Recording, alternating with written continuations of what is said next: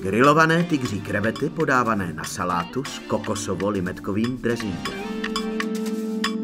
Pro přípravu salátu budeme potřebovat tamarindovou pastu, tygří krevety, stroužek česneku, ústřicovou omáčku, rybí omáčku, palmový cukr, fenikl, kedluben, kombinaci salátových listů, kokosové mléko, limetkovou šťávu, liči, olivový olej. A nyní postup. Nejprve si ve vodní lázni rozmícháme tamarindovou pastu. Přidáme palmový cukr a rybí omáčku a vše společně na mírném ohni zredukujeme do husté konzistence, která nám později poslouží jako omáčka. Zálivku na salát vytvoříme z limetkové šťávy. Vždy používáme z čerstvě vymačkaných plodů.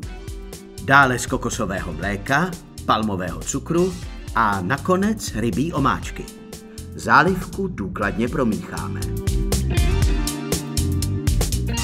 Omyté a osušené salátové listy společně s naplátky pokrájeným feniklem a kedlubnou opatrně, avšak pečlivě promícháme s připravenou zálivkou.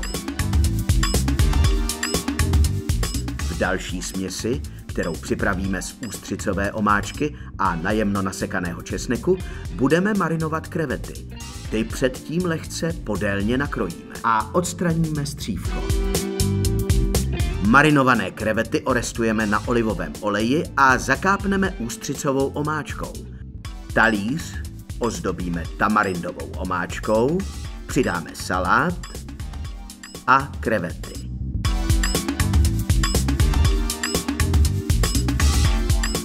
Nakonec dozdobíme pokrájenými kousky liči a můžeme servírovat.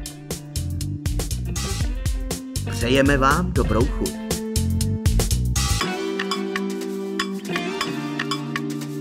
A nyní si zopakujeme ingredience pro přípravu jedné porce.